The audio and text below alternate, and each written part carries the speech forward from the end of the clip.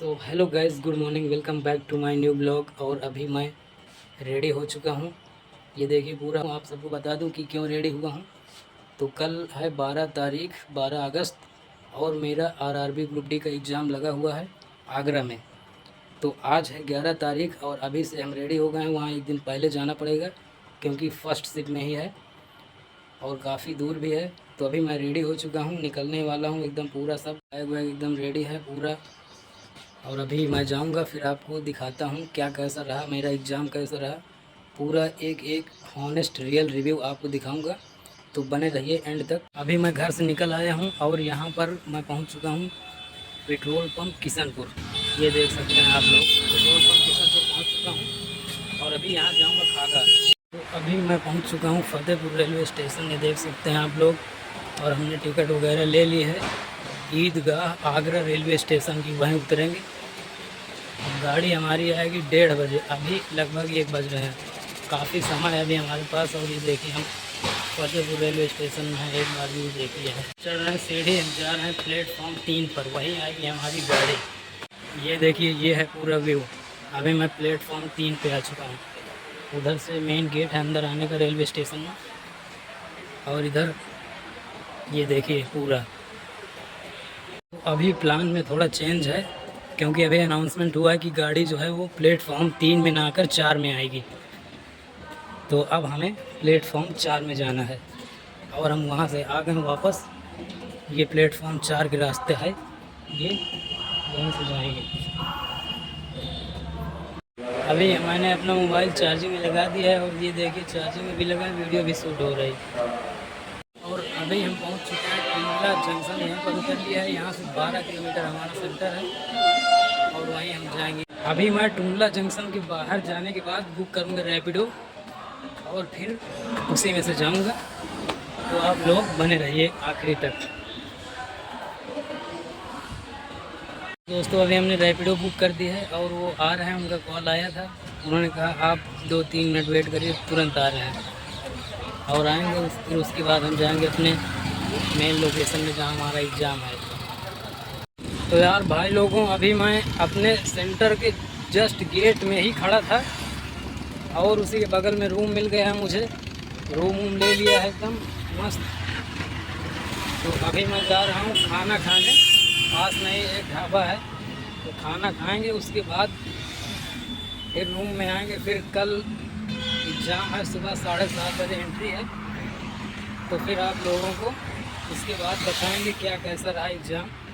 पूरा एकदम honest review मिलेगा क्योंकि यहाँ पर कोई रिव्यू लेने वाला नहीं है कि कोई टीचर किसी बच्चे से रिव्यू ले रहा हो और वो कुछ भी बता दे।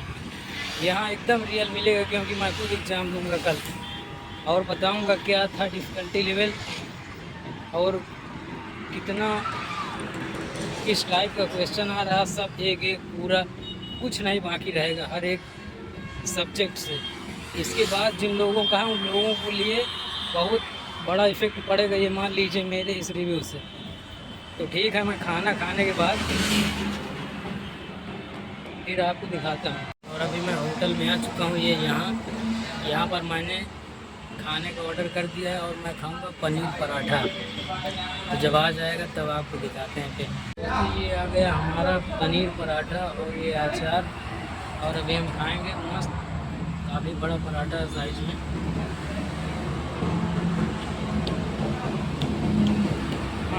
Welcome to the next day.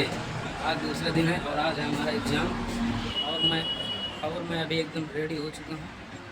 7 बज रहे हैं और आधे घंटे बाद होगी एंट्री। यहाँ पर कितने सारे लोग हैं मैं आपको दिखाता हूँ। सब परीक्षार्थी हैं, सब एग्ज़ाम देने आए। ये देखो कितने लोग हैं, उधर भी लोग खड़े हैं, इधर भी पूरी लाइन लगी हुई है। तो दोस्तों अभी मेरा एग्ज़ाम हो चुका है और मैं वापस आने के लिए आ चुका हूँ टुंडला रेलवे स्टेशन। और आप देख सकते हैं यहाँ पूरा एकदम पैट्रियोटिक इमोशन जग रहा है, देशभक्ति गीत लगा हुआ है, अच्छा लग रहा है। जैसा कि आप सबको पता है कि स्वतंत्रता दिवस आने वाला है 15 तारीख को। तो शायद आदेश मिला होगा कि ये देश भक्तिमय हो जाना चाहिए, तो इसलिए यहाँ पर भक्ति गाना चल रहा है और मस्त मज़ा आ रहा है।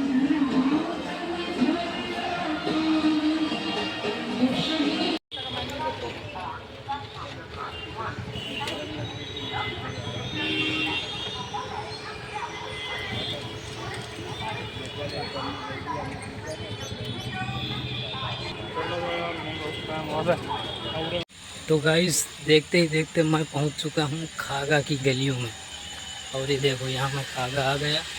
सामने आपको ओवर ब्रिज दिखा रहा हूँ, देखिए वो सामने ओवर ब्रिज दिख रहा है।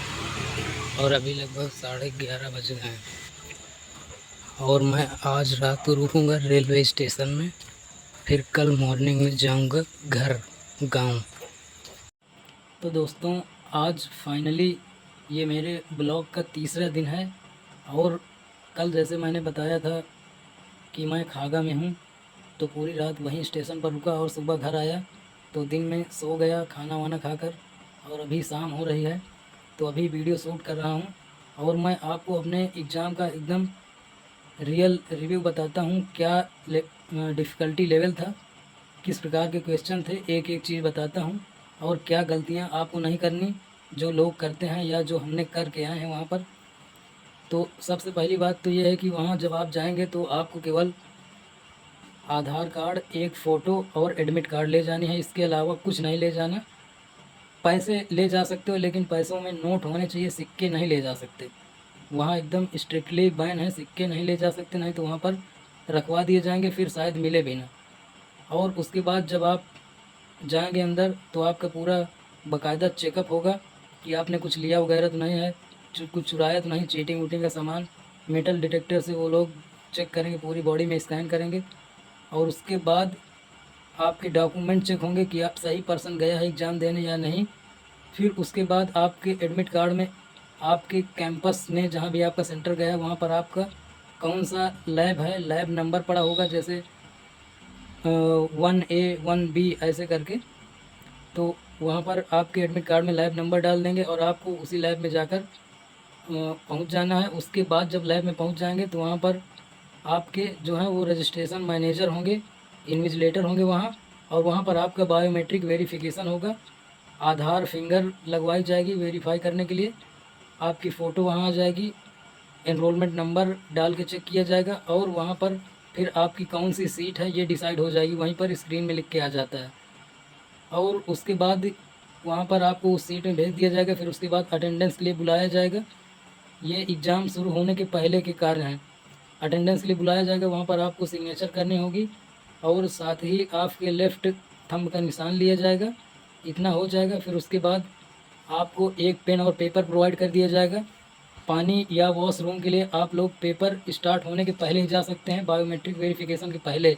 वो लोग पूछेंगे आपसे कि अगर आप कहीं जाना चाहते हैं अभी तो जाएं।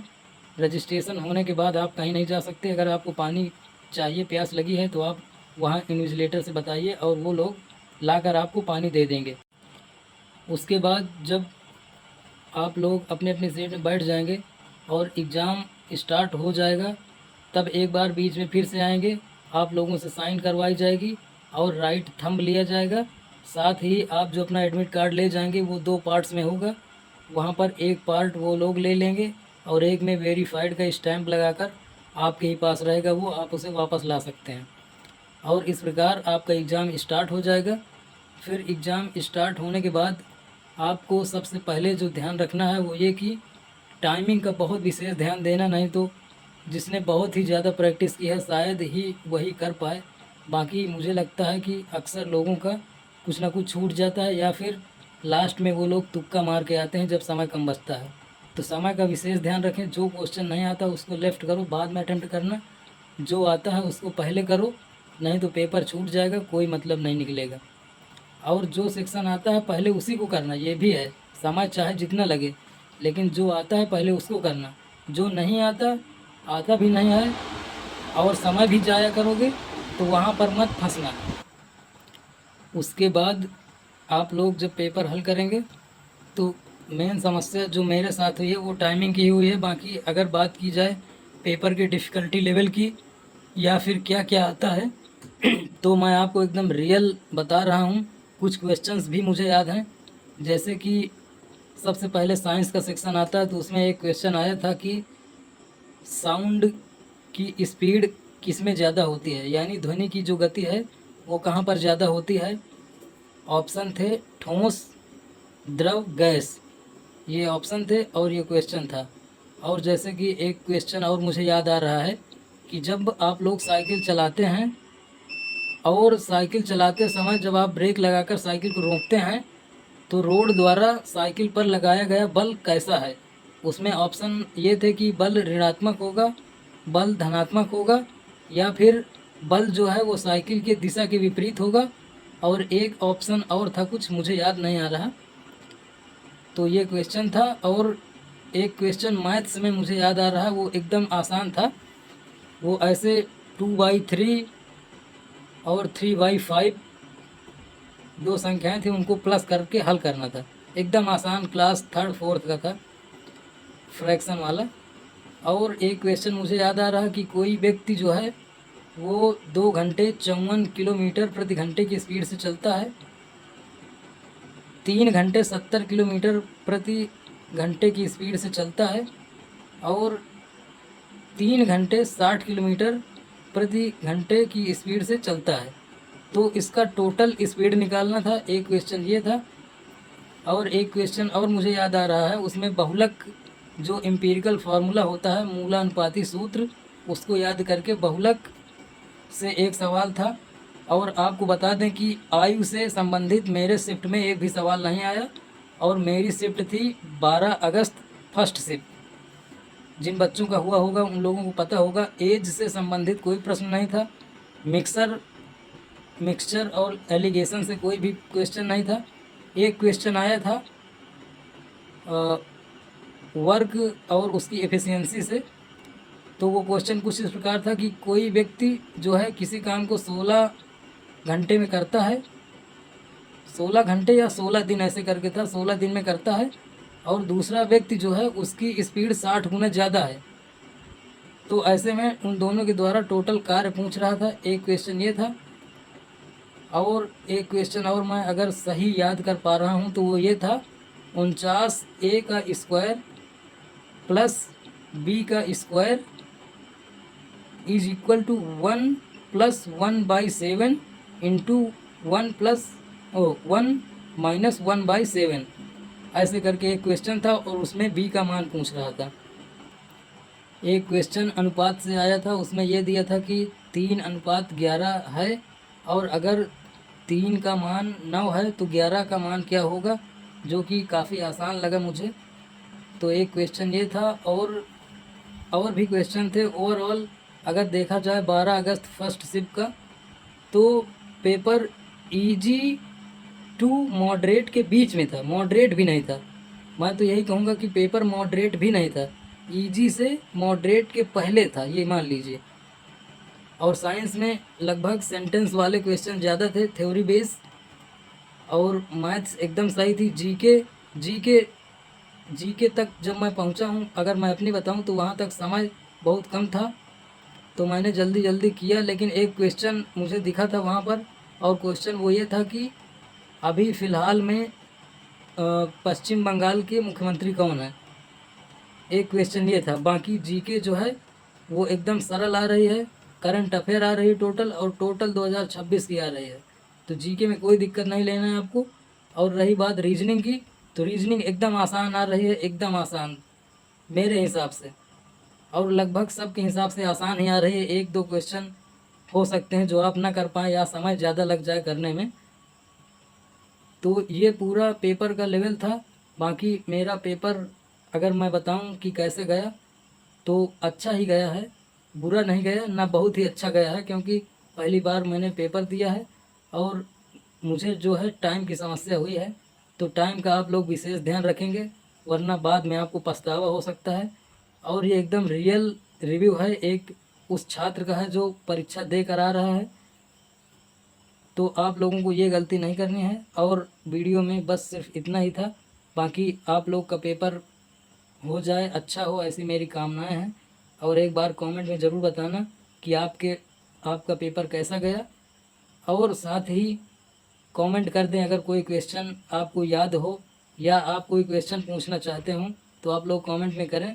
हम पूरा प्रयास करेंगे बताने का, क्योंकि अब पढ़ाई कर रहे हैं तो इन चीज़ों से जुड़ना पड़ेगा। जितना ज़्यादा पढ़ लो उतना ही कम है, ये मान के चलिए। तो इसी के साथ धन्यवाद आप सबको वीडियो अंत तक देखने के लिए और आपके एग्ज़ाम के लिए best of luck. Thank you.